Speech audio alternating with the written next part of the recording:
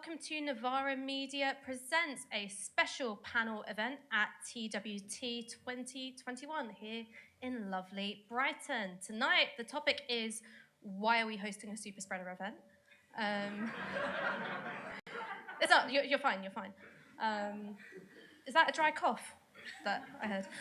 No, tonight the topic is, has Boris blown it? The first 2 years of Boris Johnson's leadership have been defined by a heady mix of both disaster and triumph. Brexit, a landslide general election win, a catastrophic pandemic, by-election wins, and also one surprising loss. So I have here, amassed for your delectation and delight, a superstar panel to discuss what is it that makes Johnsonism different from the Conservatism of yesteryear and what's coming next. So working from, ironically, my left, we have got Dan Hodges from The Mail on Sunday. Please give him a round of applause because it's not easy coming in here and talking to you lot if you're even from The Observer. So coming here from The Mail on Sunday really does take real cojones. We have also got my sister in leopard print. We have got Moya, Lothian-Mclean, the politics editor for gal-dem, who has also been a long-time friend of the show. You've been on Downstream a couple of times, and we always loved having you on. And last but certainly not least, we have got James Meadway, former advisor to John McDonnell, director of the Progressive Economy Forum, and I happen to know an absolute devil on the dance floor also. Not sure where you're going with that, but that's fine. It's true, I've seen it with my own eyes. So I'm just going to throw you guys in at the deep end, and maybe we could start with you, Dan, because we have gone through one of the worst COVID death rates in the world, multiple lockdowns, and we're now emerging into a gas crisis, a potential food shortage, potential fuel shortage, and yet the Tories remain remarkably resilient in the polls. What is your explanation for that, as somebody who is perhaps a bit more in touch with the right wing of politics than anyone else in this room?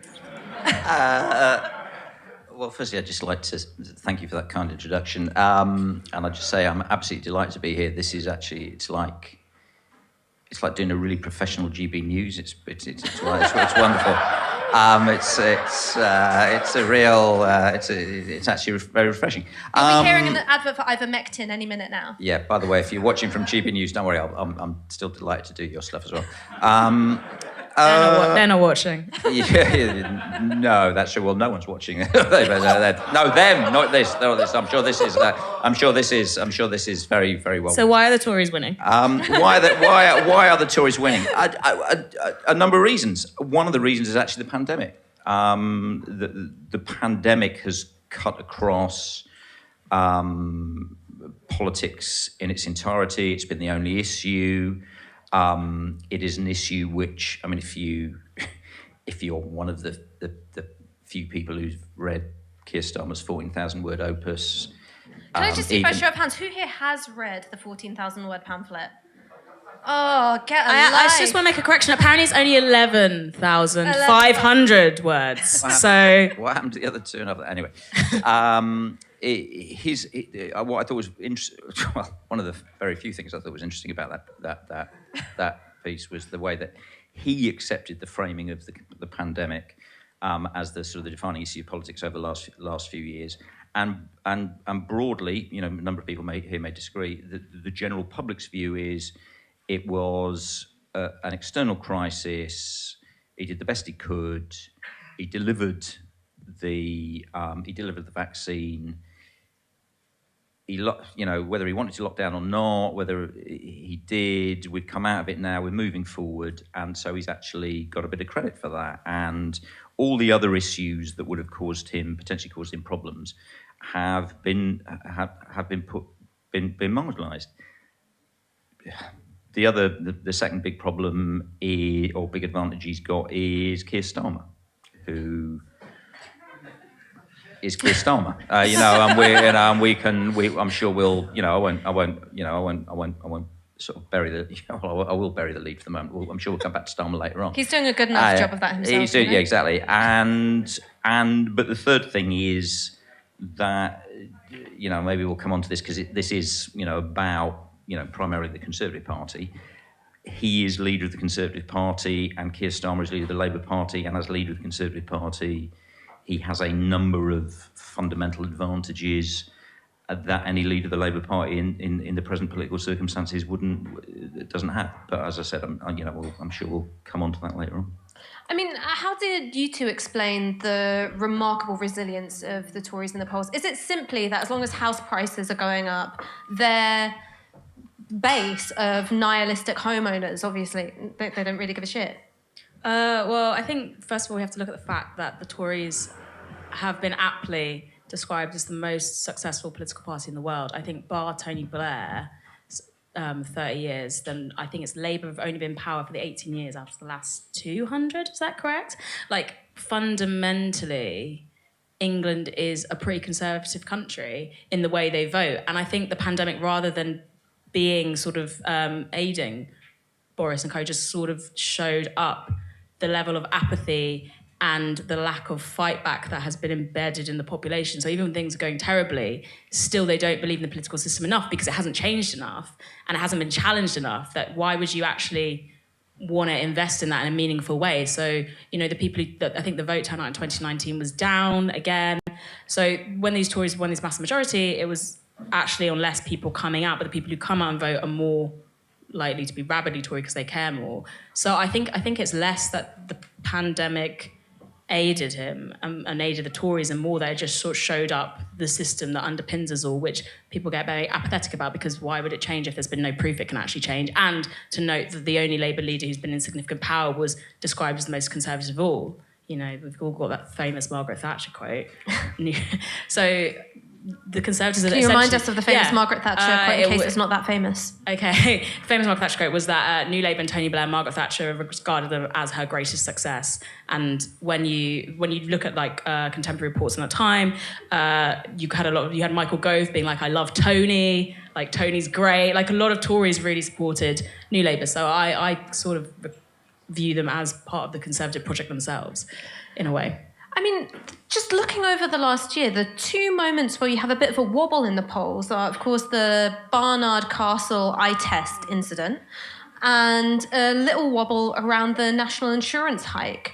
So, James, what do you think it would take to disrupt the Conservatives in the polls? If those are the two things which had a little bit of cut through and, COVID death rate didn't, the fact that, every driver in England is queuing up around a BP right now. There's panic buying insanos. Doesn't seem to matter. Why is it those two things did, even if it was just fleeting?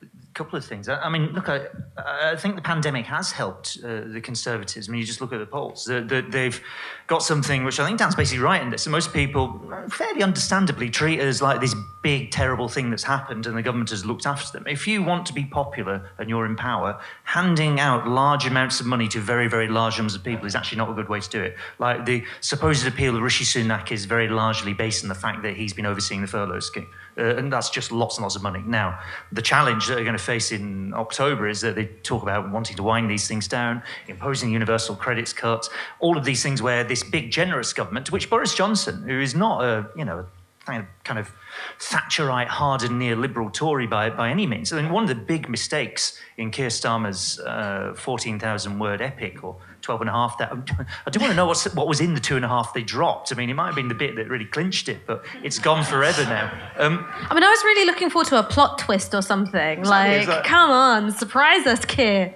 Socialism! Just in the middle of somewhere. And they had to delete all of that. He had a sudden lurch back to his much more interesting incarnation as a member or a supporter or a close affiliate of the International Revolutionary Marxist Tendency in 1986. So that would have been fun, just to drop some of his earlier essays in the middle of it, but they didn't do this. So wow, you're really going back to the deep cuts, the album I'll tracks pull of Keir back Starmer. a bit. I'll pull back. I just find it intriguing. I just find people's political journeys can be intriguing sometimes, and often people have these kind of interesting routes they take through life, and Keir Starmer has potentially had one of those. So what was I going with this? Oh yeah, everyone loves Boris Johnson. The reason being, it's a big, scary, terrible thing. The government looked after them. The challenge for the government, and Labour has seemingly bet the farm on this, is that the government will stop looking after people and revert to evil old bad Tories at some point fairly soon. in like November or October when the spending review turns up.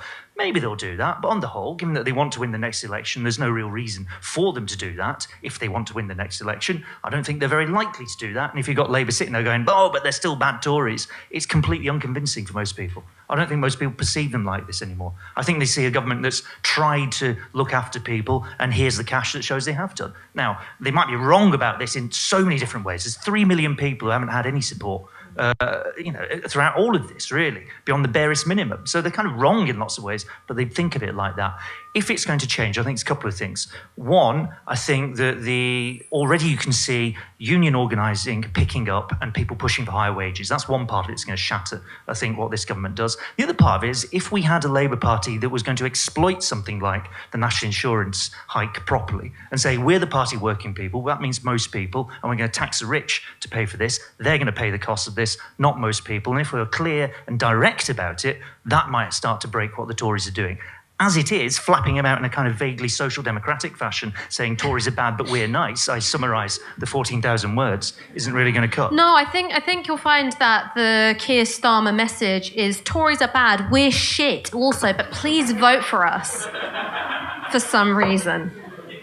But this kind of takes me into the next question, which I guess I would like you, Moya, and Dan to pick up on, which is what does distinguish Boris Johnson's approach to these crises that we've described compared to, say, David Cameron or Theresa May? Because when you think about the story of Johnsonism, it's of taking on his party, smashing it to bits, and quite effectively fashioning it in his own image. That's what the removal of the whip from the 21 MPs, I think, quite effectively achieved, and what we ended up with was a vote-leave government. So what is so different about Boris Johnson compared to his predecessors? Is it simply that we don't know how many children he has? He's, he's in a non-monogamous we actually know that now, didn't he? Admit it, didn't he? relationship. Fess up. I think it's about 6.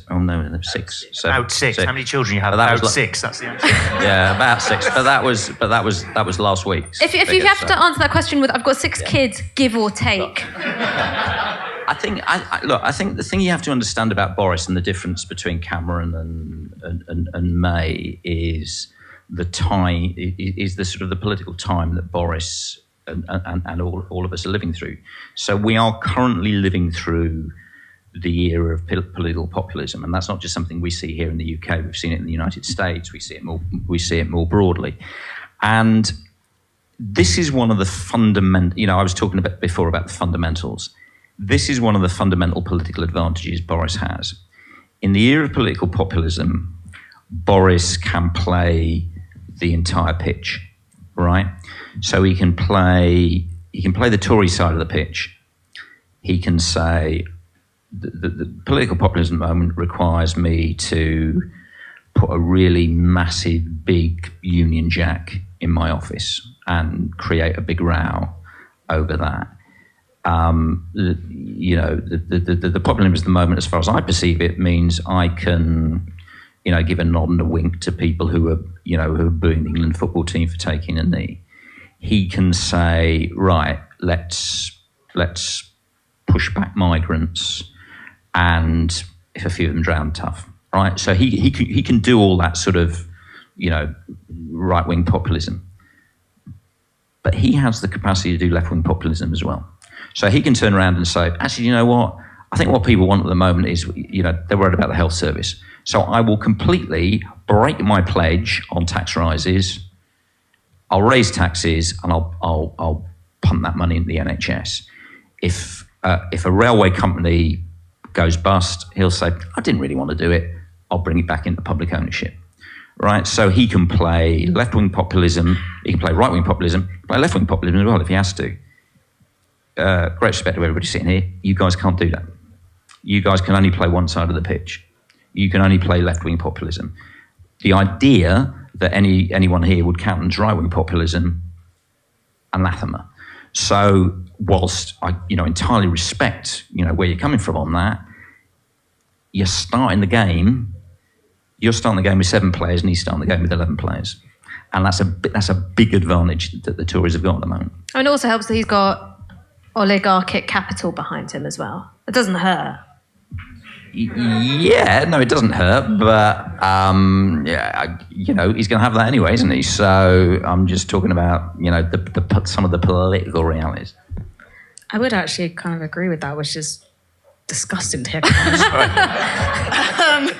That's quite astute. More than Twitter would suggest. I can't wait for your column in the Mail on Sunday, Moya. Oh, they would never let me. I mean, I only have vague, unformed thoughts on this, but I think, yes, what Dan is saying is right in that Boris is essentially, he's always been a performer, and he is Teflon for a reason, because he can slip between different modes very easily. He doesn't really have any strong principles beyond, I would say, the pursuit of power and being right according to his own weird moral code. Whereas David Cameron was sort of a void of modernisation. He was a shiny void attempting to modernise the Tory party, which I think eventually took him down, because he bet his entire political career on going up against real old right-wingers who belong to there. Boris also belongs to the sort of, he can play like the classics, he can play like, oh, I'm old school, here's the nostalgia, blah, blah, blah, but you can also play like, I'm fun, I'm new, like, well, I hired this New Zealand social media team who know exactly how to spread populism and fear along the internet. Like, he can do both those things.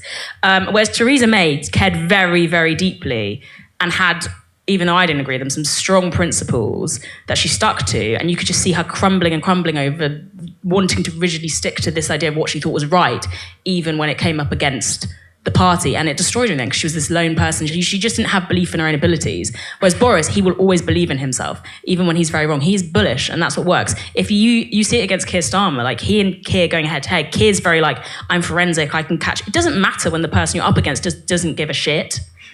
And he just looks ridiculous trying to pin this person down who's like, I can't be pinned down, we're all having fun. So I think Boris, that if you move fast and you can break things constantly, no one can catch up with you, because he's not playing by any rules. Everyone else played by a certain set of rules, and he's not constrained by them, which again adheres to the idea of being able to slip into populism. He has a cunning, primal instinct for the road that will either get him power or will take him out of the hot seat or deflect attention. And it is very hard when you're dealing with a country that's both divided or considers itself divided and can't agree, and also,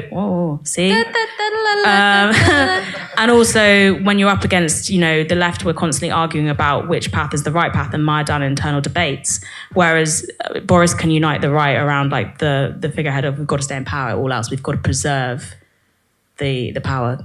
It was funny that you identified that dynamic between Johnson and Starmer, which is you can't pin down somebody who fundamentally thinks that you're kind of silly and thinks the whole thing is silly and it's got a bit of a smirk.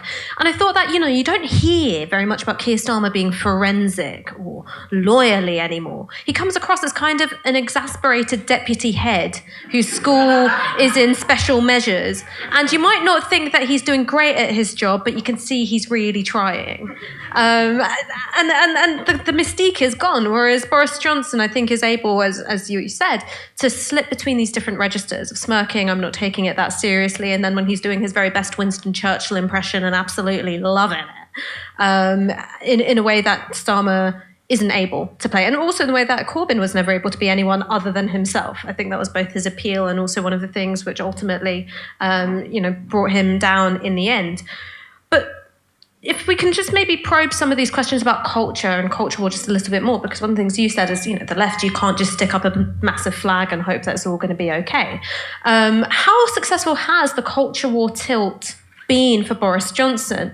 Of course, there's some stuff which has gone really well for him. We've started having arguments on his terms about things like people seeking asylum, about things like flag and patriotism, but it's also possible to take it too far. So when Boris Johnson and Priti Patel were giving a kind of nod and a wink to the people who were booing at the England football team and they were taking the knee, that turned out to kind of blow up in their face unexpectedly. So, Moya, I know this is something which you're quite interested in, which is the way in which culture plays out on the terrain of politics. How successful has culture wars been for the Conservative Party? Well, usefully, KCL Policy Institute recently did a big study into the culture war. So they identified that basically, in short, the culture war's been very successful at energising the Conservative base. So the Tory base are much more invested in the culture war, and they're the people who are going to turn out and actually vote. Whereas actually 40% of the country are either disengaged or moderates on things like the culture war. They say they don't know in answer to questions about that define the culture war. They say they're not really sure. Whereas the people who are defined as like the traditionalists, who are like 55 plus, patriotic, nostalgic. 56% of them say that they're against Black Lives Matter. These are the people who are more likely to vote Tory. And I think it was something like Tory supporters are over half of the Tory supporters think that the UK culture has changed too fast. So they're basically, the culture works for the people the Tories are trying to appeal to. And that's all they need. They just need that. They need just to energise their base enough. And they're the ones who are going to turn out, and they're the ones who are going to vote.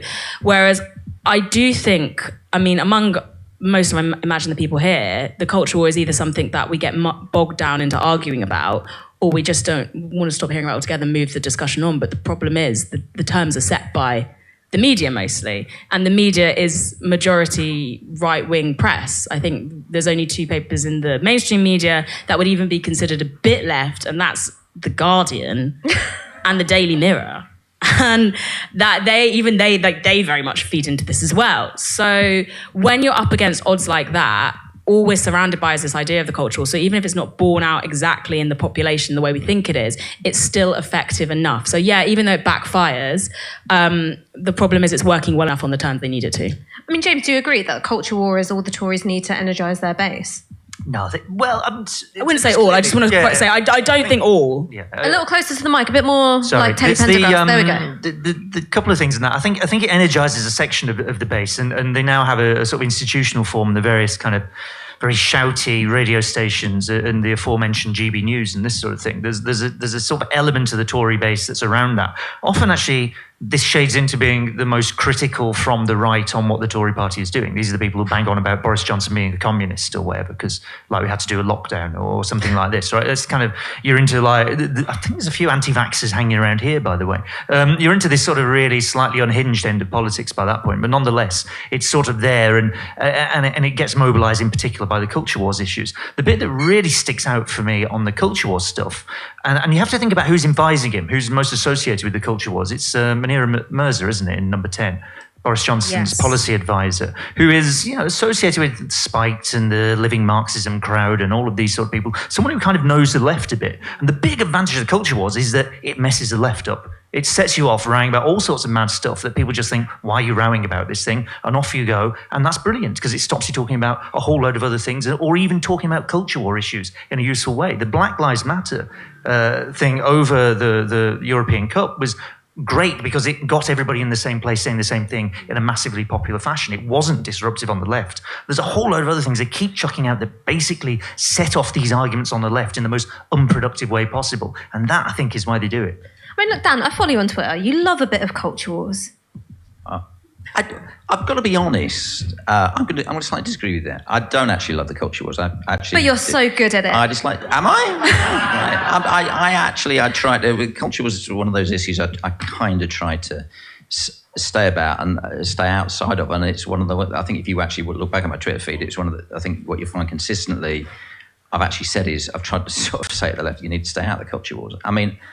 I was actually seriously. Fair enough. Okay. That's fair enough. Save the heckling for the Q&A bit. Yeah, hey, there's a little bit of heckling's good. It's sort of like I was actually discussing this with a what do we call him? A senior cabinet minister a few weeks ago. Ooh, dropping it. And yeah. Can you tell us what their name rhymes with? I really can't. Johnson Boris? No, it wasn't. It wasn't. I wish. No, but he, I was asking about the culture war stuff, and he was basically saying we do it because it's an easy win. It's an easy win for us, and it's not that the culture. It's not that what they sort of disseminate in relation to the culture war energises their base. It's the left's response that energises their base. So they'll put up a union. Like I said, I said it at the beginning. They'll literally, they'll put a big Union Jack up in the office, and suddenly there'll be a big row about the Union Jack, and they win. I mean, you were talking about the Black Lives Matter stuff. Yeah, it got a bit messy for them in the middle of the European Championships when everyone was behind the team and they were kind of seen to be. But at the end of the day, their perception is when we come to the next election, they want to build a wall. They want to build a wall or a fence or whatever. They want to have themselves one side of that wall, and they want to have the Labour Party and Black Lives Matter the other side of the wall. And we can all have our own views on taking a knee in Black Lives Matter or whatever. that's their strategy, and they're successful. And it's not actually a marginal part of their strategy. It's actually quite a core part of their strategy, because and it's not a deflection strategy. I mean, this is the mistake that people make. Oh, they do this because it means that people aren't talking about it. They want people talking about this.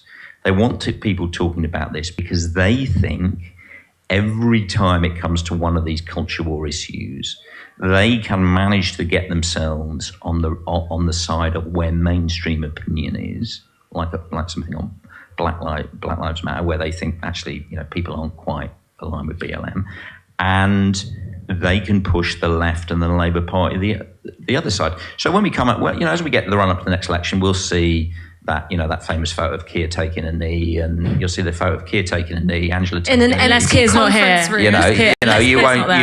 you won't see a photo of Boris taking a knee or any of his cabinet taking a knee, and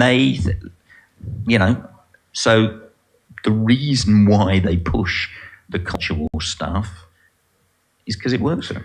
Well, why wouldn't they? Let me put this to you guys, because I was speaking to a former Conservative strategist whose name rhymes with Schmominic-Dummings. And was this by text or in person? Yeah, I just changed my WhatsApp name to Laura Kuenssberg, and the answers came flowing in. And one of the things that he said to me is, there is a culture war and the left has won it. What? And what I think he was talking to is that we're talking in quite a narrow cultural space when we're talking about culture as it exists in politics. So does Keir Starmer take the knee or doesn't he? But what does that matter when Lewis Hamilton takes the knee and the England football team takes the knee? When Beyonce comes out for the Super Bowl, all of her dancers are dressed like Black Panthers and they're in a big X shape. When it comes to where popular culture is as a whole, progressive values have won. So is that perhaps driving a sense of paranoia amongst the Conservative Party as they see where young people's heads are at? It's certainly not Ayn Rand. And sorry, can I just, the greatest respect to, what was he, Schmominic-Dummings or whatever? Schmominic-Dummings. Schmominic-Dummings, who, as we know, has the best interest of the Conservative Party and the Conservative government, and Boris Johnson. He likes you, doesn't he? He certainly loves me. We're best mates, and I love him too. Yeah, I mean, in a sense, Schmominic-Dummings is absolutely right about that. In that element of the culture war, your Lewis Hamiltons. Beyonce knows. Absolutely. Thank you. I'm so out of touch with popular culture. This is what the Mail on Sunday does see. He's absolutely right. I mean, you've won those guys, but how does Lewis Hamilton giving some sort of some statement or some speech on these issues? How does that play amongst the voters of Hartlepool, who you need to win? How does that play amongst the voters of Bishop Auckland? I mean, I know how the Tories see it. The Tories want that definition. The Tories want to be able to say, yeah, rich celebrities, they're with Keir Starmer. They're in Starmer's camp. So, oh, look, James, you're from the Red Wall. Is it true? Are you all just knuckle-dragging racists up there? Or maybe is that a bit of a stereotype and there are young people and people of colour too? I'm glad somebody raised... A slight caricature of what I just said. Oh, come on. How are you going to win? Well, sharing. We're talking about Hartlepool rather than Wigan, for example. So it's the the right side of the Pennines rather than the wrong, I suppose. But that's a whole culture war issue that we haven't ever explored, I don't think. Look, it does infuriate me, because not so much because the Tories do this, because they've got an obvious reason to try and talk up the idea that if you're from the north of England, you're sort of massively fed up with the Labour Party, which is tremendously woke and full of these awful liberal people from the cities and this sort of thing. You've got a clear advantage in doing this. You want it to be an argument around the red wall that looks like this, the so-called red wall that looks like this, rather than what's really going on here. And I think, I won't say of all people, but Sebastian Payne, the FT journalist, book makes this point. If you read The Economist from a couple of months ago, it makes this point. Actually, if you go to some of these places in the so-called red wall, you can see it, is that what you're dealing with is a load of actually quite well-off people, often in, sometimes quite often retired, particularly if you're voting Conservative, retired in a nice house which is going up in value, and you think, actually, if you're one of these people, you think things aren't too bad. And that's a classic Tory voter. It's not some magic new culture war thing that's been slipped in here. It's actually some of these places are nice and they have better off people who, lo and behold, are behaving like better off people in nice parts of the country and they're voting Tory. You don't need all the culture war stuff. The culture war stuff is there to get into our heads and get us fighting amongst ourselves. And it's that cynical. It is not the necessary thing that delivers Conservative victories and what looks like Conservative hegemony at this point. I'm a bit conflicted on this because I do think that just because figures from popular culture are, on our side, if we put it in those terms, I don't think it really makes, it doesn't mean we've won what we call the culture war. But also in the last election, the 2019 election, I think there was something, it was like the vote wasn't divided by class lines as clearly as it had before. In fact, the Conservatives increased their vote among lower social... C to D, E groups. So I think, although James's point is obviously correct. We can't forget that as well. I think what we're talking about when we say the popular culture thing is more importantly, when we're talking about, say, the England team or Lewis Hamilton, the point is that they're younger. That's the group that's going to be coming up who are going to challenge this, but are they going to vote Labour is the question. Because if there's not a viable opposition that they actually want to believe in, and they have deeply, deeply held principles, I think it's something like 67% of young people now support socialism. And if Labour as a political force are where they are right now, which is nothing near that, I'm no longer a member of the Labour Party, and I for the first time ever, I'd probably say I couldn't vote for them in their current iteration. Is that how people of my age group are going to feel? In which case, we're looking at a case where the Tories are going to keep winning, perhaps because we haven't got a viable opposition that we actually feel. It's like that. It's that decision between your principles and investing in the political sort of parliamentary politics. So that's the real question. But going back to that, basically the too long didn't read answer is that I think it shows we have young people on side, but they all just happen to be very rich and famous young people who can say these things publicly and the media will actually report it. Well, before we, I think, get too wedded to the narrative of Tory invincibility, there was a chink in the blue wall this year, the loss in Cheshire and Amersham. So, Dan, maybe you could tell us a bit about how has this been received in Tory circles? Are they worried about the ability of parties like the Liberal Democrats or perhaps Labour or even the Greens maybe eating up into their vote share in the so-called blue wall? And what are they going to do about it? I've got to be honest with you, they're not worried about Labour eating into the blue wall. They have got concerns about the Lib Dems. They've got sort of slightly more marginal concerns about the Greens. But I think, obviously there are a wide variety of issues about that. Brexit is still playing a part there. There is absolutely no doubt that Boris's perceived move towards a more populist model of Toryism is creating some concerns there. But frankly, the biggest issue, if you speak to any Tory in relation to what happened there, was the planning reforms. And again, this is what the Tories do. Could you explain the planning reforms to those who might not be familiar and make it sound sexy if you can? I really can't because I don't really understand them myself. But to put it bluntly, the Tories were going to. This is really ludicrously simplistic, so it's kind of what I enjoy. But it's kind of like to deal with housing problems. They were basically going to let people build on wherever they want to. Build on the local county cricket pitch or whatever, and that created a lot of issues. There's a little bit of HS2 thrown in there. I couldn't quite get to the bottom of that myself. I mean, nothing riles up the Brits more than if you build over their local dogging spot. Not the green belt. And that was it. But I think in a broader sense, and again, I'm just going to have to be entirely honest with you, Moya. The idea there is some, sort of a broader liberal, centre-left cavalry coming to the rescue that's going to start, taking out these seats. They'll get that seat back at the next election, and that's not, I really wouldn't hang your hat on that one. What do you reckon? Well, I mean, look, unfortunately, I'm forced to agree. This is happening almost too much this evening, I think. But I think it's kind of, but look how they've immediately responded to it. That, yes, it clearly was like the planning issue and the fact that people, particularly Conservative voters, were worried about loads of new houses being built next to their nice sort of leafy part of the world. And immediately, in the reshuffle, it's Michael Gove has gone and taken over housing. Michael Gove is not someone who holds to the let's rip up the planning system and build houses everywhere view of things. Financialisation of the housing system that is about whether or not we're building enough houses. So they've responded immediately to this. They've closed that thing off, I think. So I suspect you're right that they will get the seat back because they're not going to go out and just build across the southeast of England as the louder voices at the Institute of Economic Affairs would have us do. I also think it's just a note that in by-elections it's much easier to do what we'd call a protest vote than in the general election where people are more likely to ultimately protect the party they want in power.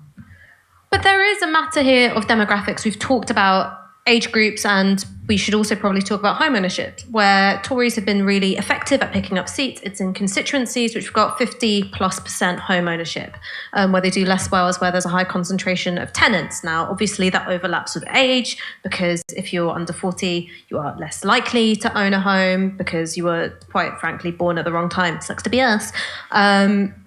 How worried are the Conservatives about changing demographics? The fact that their base is going to, if I put this delicately, age out of the electorate at some point. And you have a generation of young people who both economically don't have a stake in society as it's been organised because they don't own a home, they're on low and stagnant wages, they endure high costs of living, but also socially their values aren't aligned with the Conservative Party. Are there people within Tory circles, you've got one eye on that looming crisis, or are they just like, screw it, like Elon Musk is going to invent, perpetual life for boomers, we don't have anything to worry about? No, I mean, there are a number of people in the Conservative Party who are concerned about that. They're worried about what demographics are going to mean for the, what's going to be the 2022, 2023 election. And there were Conservatives who were worried about what demographics would mean for the 2010 election. And there were Conservatives who were worried about what demographics would mean for the 2015 election, the 2017 election, and the 2019 election. Again, you made the very good point at the beginning. Conservative Party is the most effective political party in Western political democracy. And again, it's I'd love to say it's again, the cavalry's coming. And this time it's young people. It's not, this time it's not it's not people concerned about the green belt. It's young people are coming. The young people aren't coming, right? The cavalry aren't coming. If you want to beat these guys, you want to beat these guys. No, I mean seriously. I mean, and obviously, I wouldn't get you to agree with me. If you want to beat these guys, you've got to want to beat them, right? So I was having a chat with. I'm filled with a very pure hatred, Dan. No, but I was having a chat with a Tory minister last week. We were having a drink. It's kind of hang. What does that name? Kind of hang. It's what I do. And I generally didn't say I was doing this event or doing a Tory event and an event talking about the Tories. And he was saying to me, the difference between us and you guys, he still foolishly thinks sees me as Labour. And he said the difference between me and us and you guys is, we exist for one thing. We exist to govern. And that is our focus. So everything we do, you were just talking about, Gove, he's going to change this and he's going to change, that is the again, back to the fundamentals. It's the fundamental difference. We can laugh about Keir Starmer and I can go on about Jeremy and all that sort of stuff. These guys keep winning, different leaders, different circumstances. These guys keep winning and you guys keep losing. And there's something fundamental there that you need to think about that goes beyond a little bit of the micro stuff we're talking about, I think. That's if you want to win. If you don't want to win, then carry on the way. You're doing a good job. Carry on. I do think that fundamentally, as we've discussed and covered, the Tories, as you say, exist to govern and lead, and they are made up of elites who've passed down that sort of hereditary status again and again. And don't just mean like hereditary through blood. I mean like the elite status. They're all part of that social elite. They buy into the idea of the social elite, and they appeal to a country that is so used to subjugation that they also buy into it too. And I think the problem is that on the left, we often have principles, which is great. And we believe in more kind of light and we're divided because of that, because we have different ways of going about it, right? Whereas the Tories, they're organised around and they can use the politics of fear very easily, and they use the politics of sort of like this myth-making. They're much better myth-making than us, would you not say? Yeah, well, if you convert that into, are they better at lying than us? Yeah, that's what I mean. Myth, lie. But they say it as myth-making. And even the fact I call it myth-making, surely that shows how effective they are doing it. But I'm sure James has something else to say on it. Look, I quite like explanations for why we're doing badly, and it sort of boils down to we're just really noble. And the other lot... That wasn't, can I just say, that's not one of the things I'm saying. I'm saying we in this room are noble, them over there are not, no. No, I think we're just less competent with our malevolence. Yeah, maybe that's how we're going to put it. I don't mind malevolence if we're good at it, but the problem is that we're not good at it. Yeah. You know. It's Peter Thiel, isn't it? The tech entrepreneur who said he'd rather be thought of as evil than incompetent. He's the guy who runs Palantir. He's a big Trump backer. That was a complete side track. Why are the Tories doing well? Why do they continue to do well? Yes, it is partly just the sort of absolutely ruthless focus on how you win. Look what Boris Johnson did when he got to be leader. Like, he just wiped out the Remain side of the Tory party immediately. That was that. Imposed himself utterly on it. He has this incredibly now disciplined political party in practice. They can gripe and shout, and we can all get very excited about which bit of the Tory party is round with which other bit. Which, by the way, the point at which politics turns into like rows between factions inside one party that wins all the elections is the point at which you're in a very, very weird political setup. This isn't like a functioning two-party democracy. It's like Japan with the Liberal Democrat Party, so-called, it's dominated for 50, 60 years, that sort of thing. It's like weird little factional disputes, not politics as between parties at this point in time, which I think is also, I don't want to do, I agree with Dan again, but there is this bit where you have to kind of...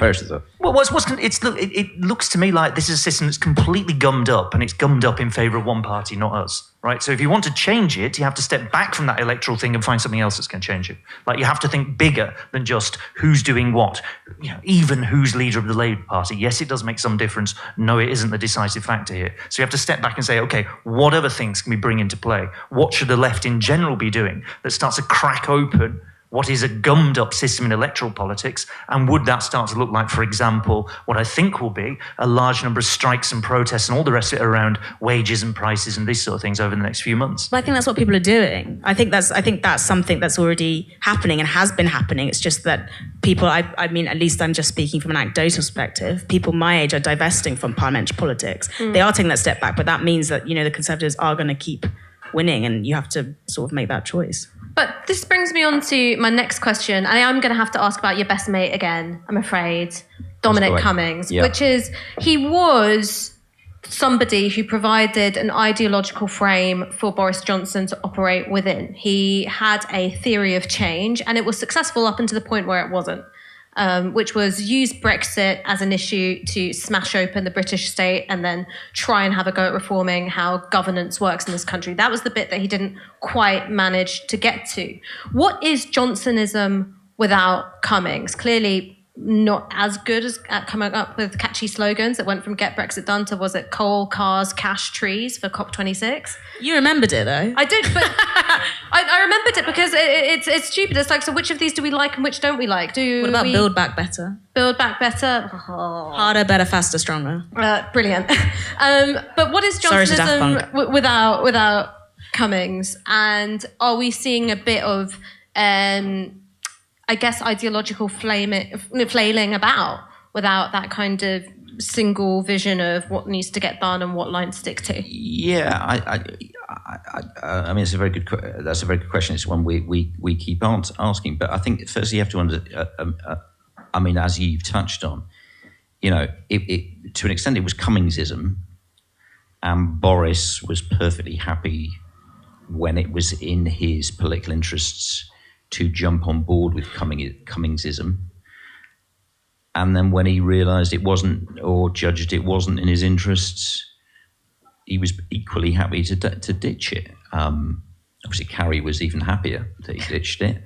But and again, this comes back to what I was saying before. about how Boris is perfectly happy to play both sides of the pitch. I mean, Boris has no interest in ideology. He's just not an ideologue. I just cannot understand why the left and the Labour Party keep running around trying to portray Boris as this extreme right-winger, because he's just going to show you up time and time and time again. He's not. All the things you throw at him, Boris is a racist, he's a this, he's that. He's not. He's an opportunist. He's a political opportunist, and he's a brilliant political opportunist, and he's very, very successful at it.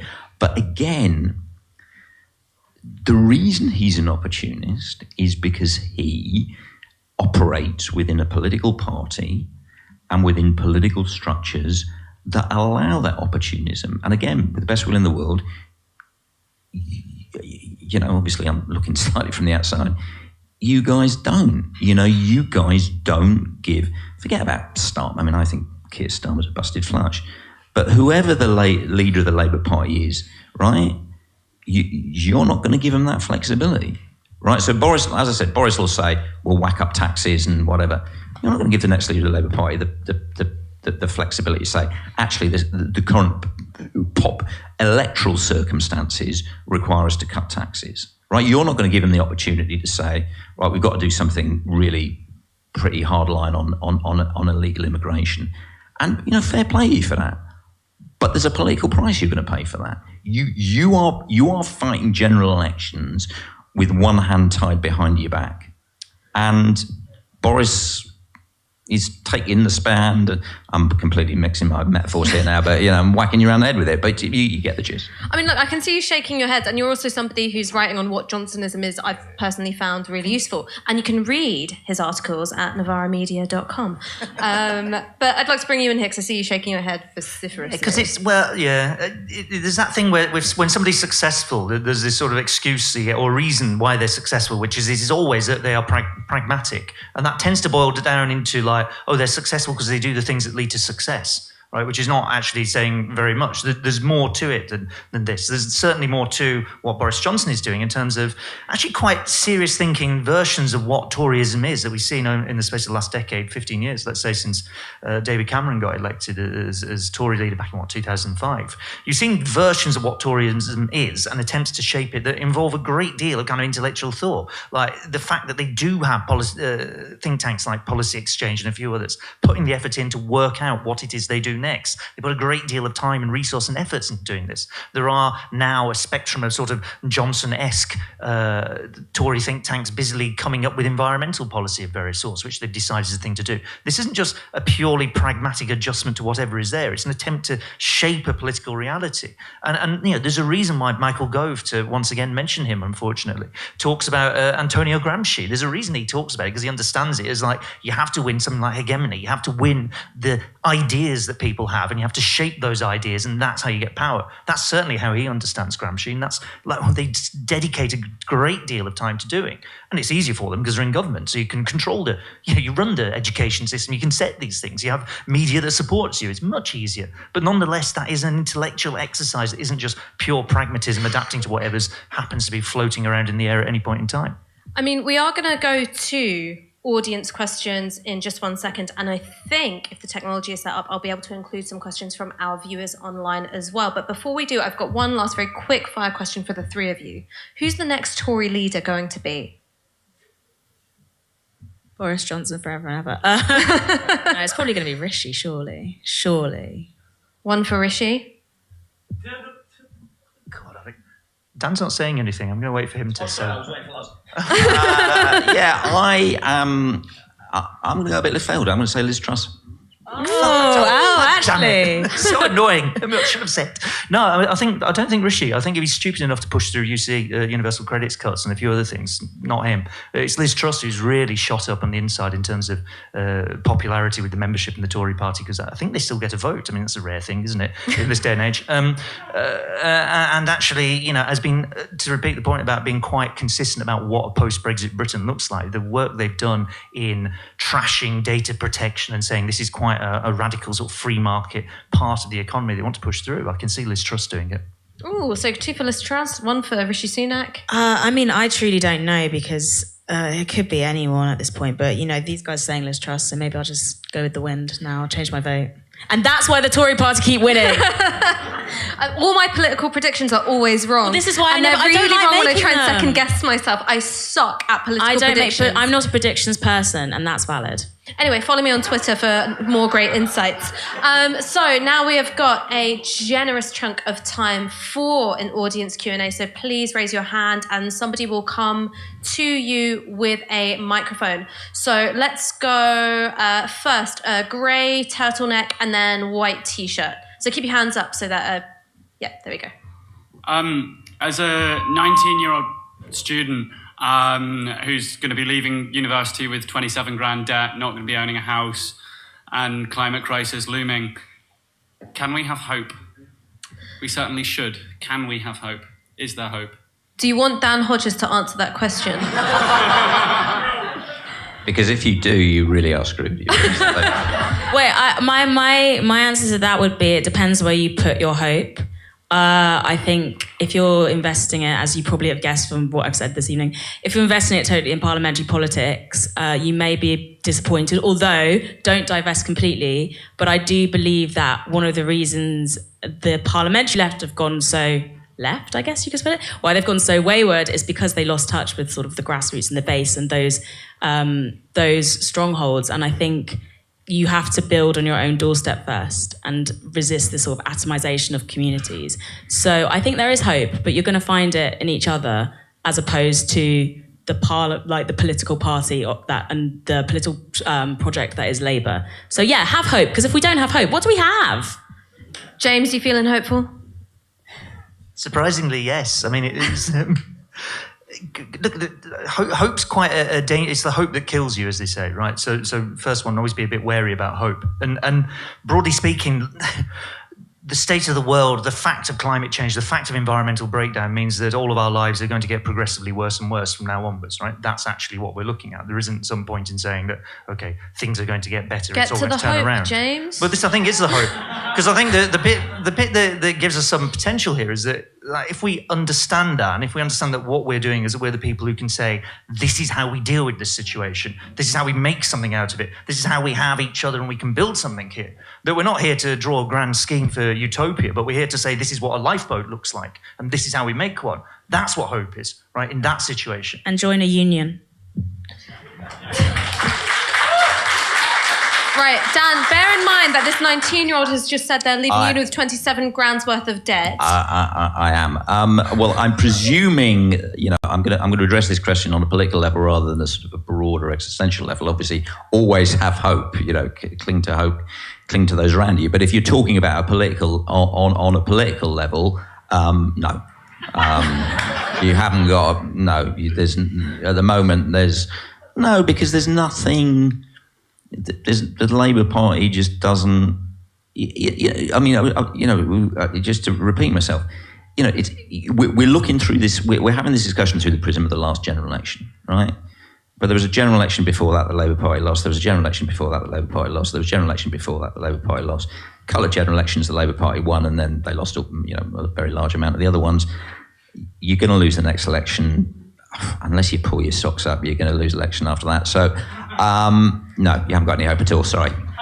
Before we move on to our next question, which is white T-shirt on the sofa, for whoever's got the mic, I'm going to abuse my position as chair and say politics isn't fundamentally about parties, it's about the distribution of class forces. And that's why the left is at a disadvantage, because we don't have the money, we don't have the resources, and capital is working against us. But the left does not have a history which is defined by defeat. The left has a history of victory in the face of seemingly insurmountable odds. So it's not going to be fun. It's going to be a graft. You might have to sacrifice your mental health and physical well-being for it, but fucking hell, we will win at some point. White T-shirt.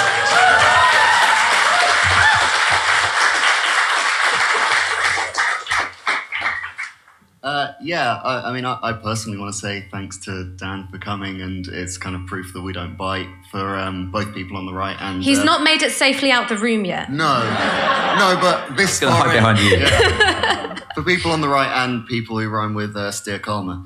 But anyway, what does the panel think it says about the national psyche and the way that in Britain we view politics generally and its potential, that the Tories have quite effectively, I think, shed the nasty party label, mostly through financial bungs like Eat Out to Help Out, despite their pursuit and ongoing pursuit of like massive kind of emotional cruelty in many aspects of policy, for example, towards migrants and to people on universal credit.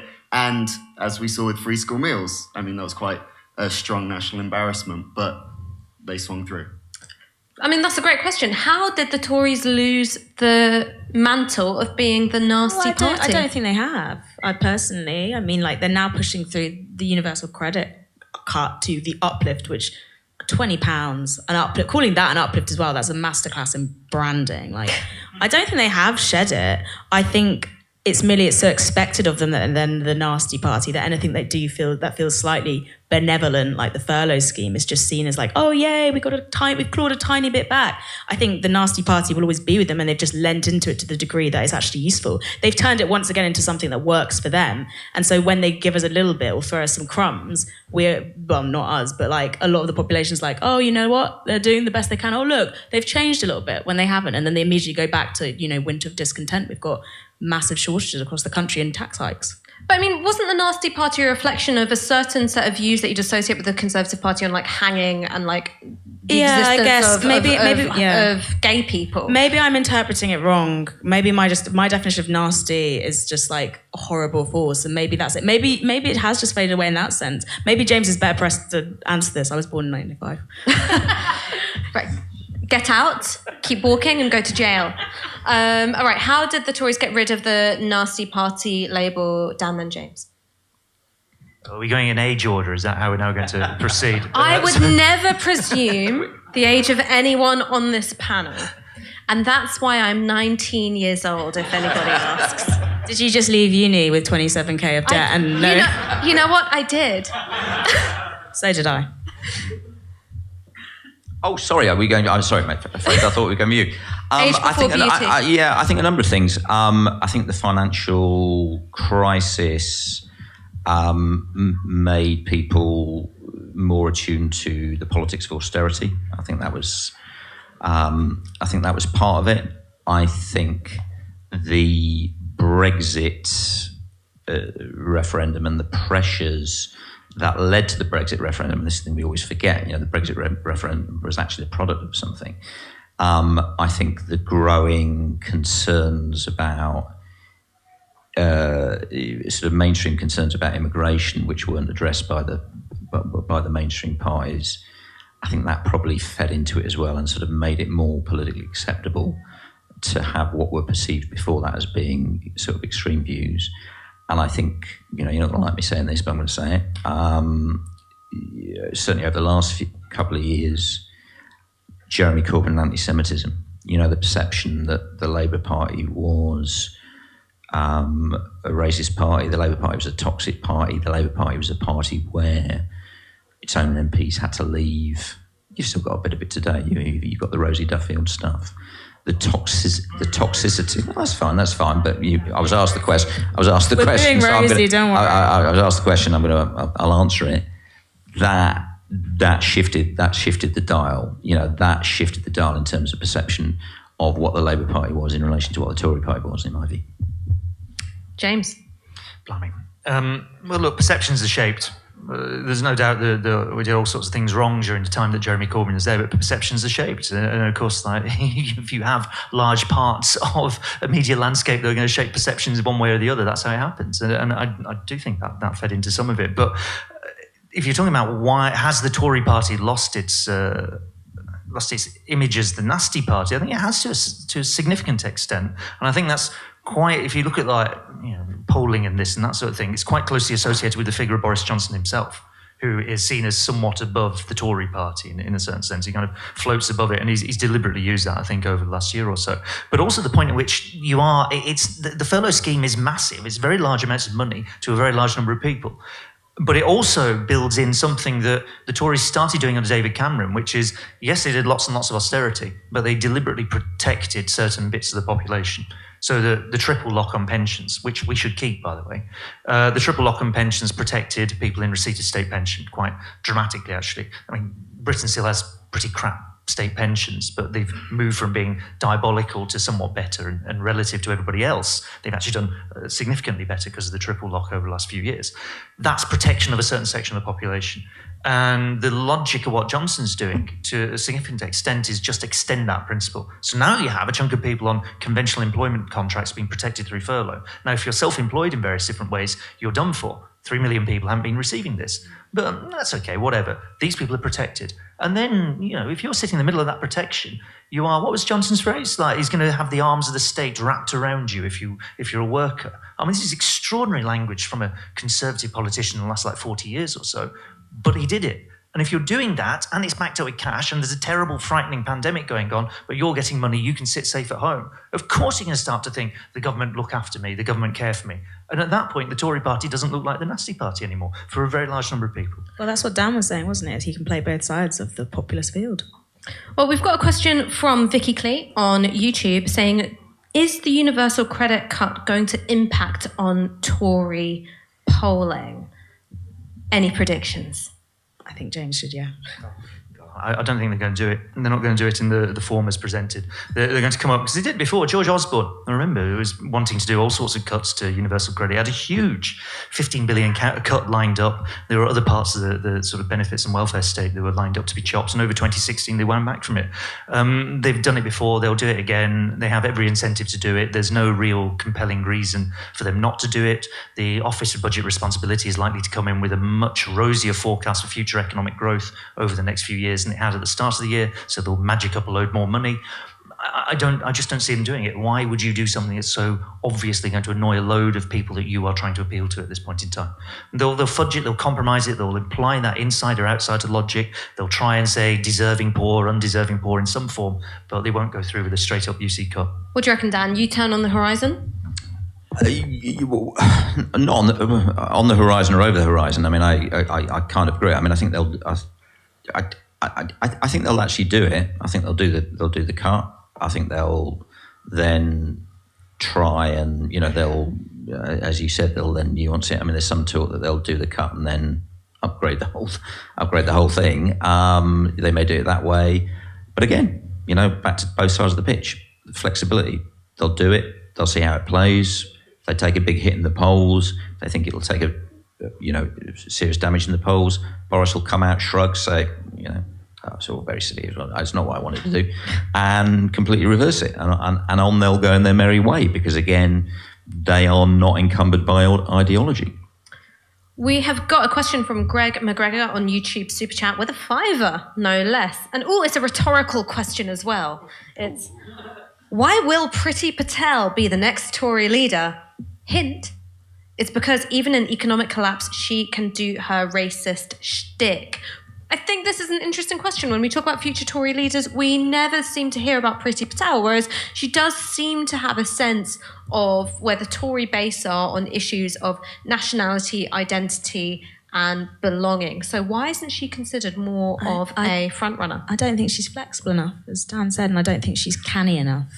And I mean, that's just I don't think she has the sort of primal instinct that Boris does.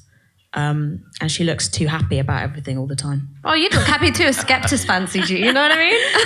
Skepta tweeted being she's hot. I don't know. I mean, Dan probably has more of an insight on this one, to be honest. No, I mean, I think your analysis was very good. I mean, I think Priti is someone who's positioned herself in a particular place because she thinks that's the best way to advance.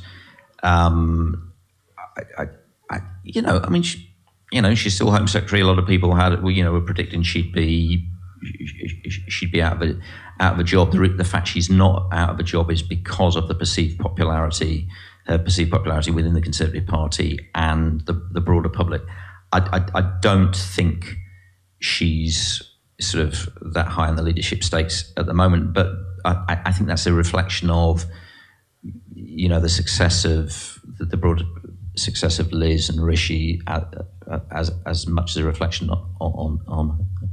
Before we thank you for coming and thank the panellists, I would like to let you know that we have another one of these special panels tomorrow. Novara Media Presents is Labour Dead, hosted by my gorgeous colleague. Can I join that one? You might get more hope in there. Hosted by my gorgeous colleague, Michael Walker, and we have a very special guest on the panel, Carrie Murphy, who has been at the centre of the Corbyn machine, and I'm sure will have an awful lot of spill around this stage thusly. So that will be at 7 p.m. at right here, the latest TV bar. But if you're watching from home, all you have to do is just hang around on the stream and you'll be able to set yourself a little reminder, line yourself up so that that's going to be the next thing on your YouTube. You don't have to go back to, Ariana Grande videos. Spare yourself that. You will have good quality content. Sorry. I don't like her.